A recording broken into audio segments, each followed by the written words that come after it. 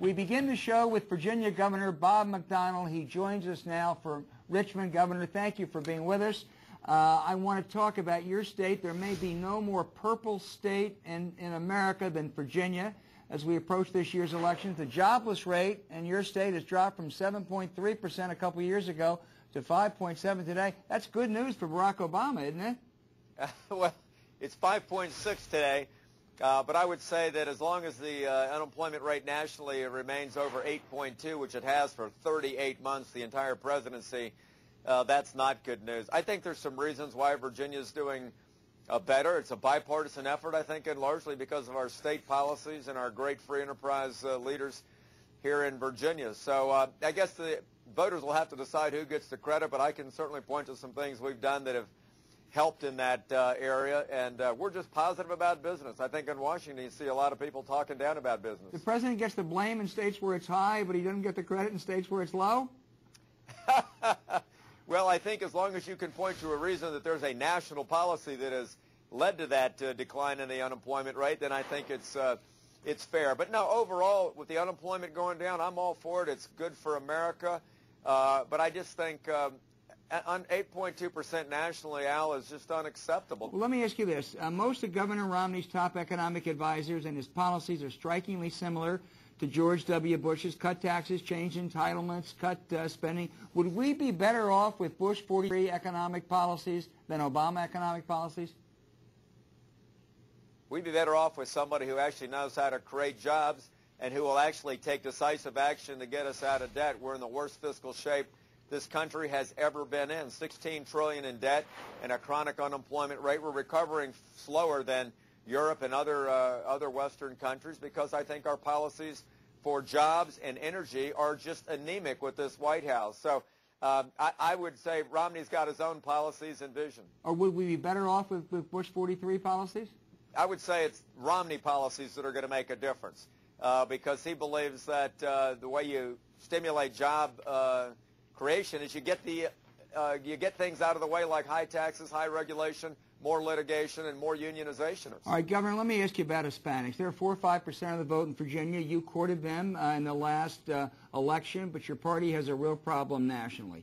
Should Republicans support proposals by Senator Marco Rubio to give non-immigrants visas to those who are qualified to stay or work or study in the United States? I haven't looked at the senator's proposal. I think we ought to do a couple things. One, realize and welcome more lawful immigration to America. We've had these artificial federal caps that don't make any sense, and we're training a lot of great, bright people from other countries, and then they go back home because they can't stay here. We should fix that guest worker visa problem. Secondly, we should have good law enforcement in the country so people who commit crimes who are illegal go back to their country. But thirdly, as long as we have a vibrant economy here, we're going to make this a good, welcoming country for people from other countries. Right now, we can't do that. Well, let me ask you this. You are a military veteran. Military service has been very important to your family. Should those undocumented Latinos who are risking his or her life in Afghanistan, should they have a pathway to citizenship when they come back? Lawful immigration is what we should embrace, more of, 70, 80 million.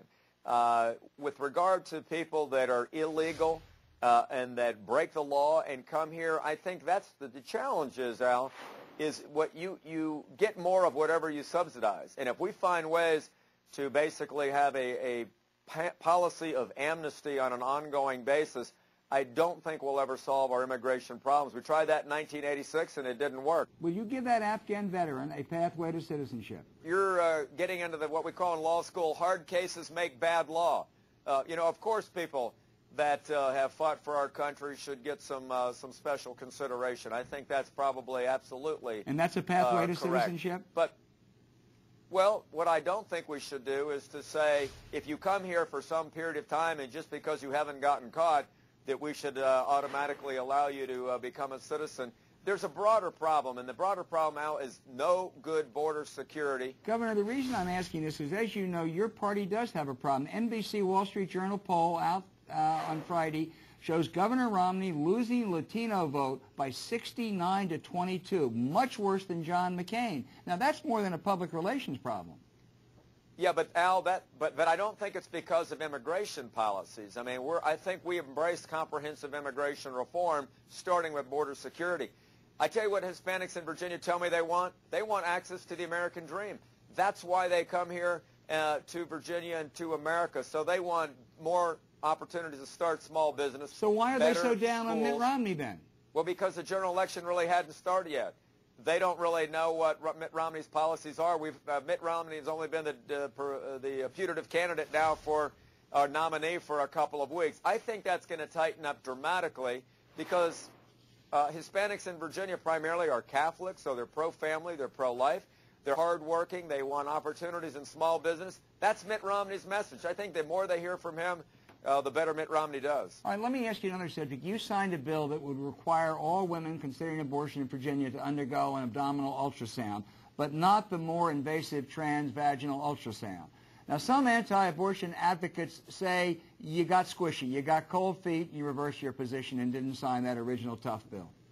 Well, not at all. I've been a pro-life legislator and governor for 20 years now. I think the more we embrace a culture of life and respect life, the better that we do. The bill that we amended this year was actually my original bill 12 years ago to put a good informed consent bill in for abortion.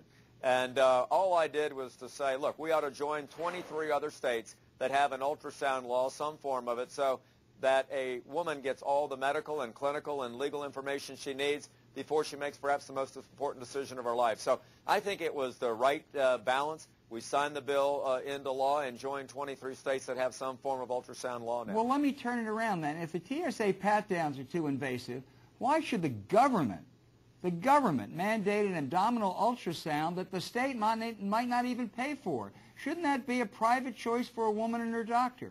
Well, the truth is that in almost all the cases already, these ultrasounds are already required for medical reasons to determine gestational age and to determine health issues. So that really wasn't the important part of the bill. The important part really is to be able to show the woman the ultrasound along with all the other medical information. That's what's not being done, and that's what can actually provide the information for fully effective informed consent. Well, suppose she and her doctor don't think that's necessary. You would still mandate it, though, right?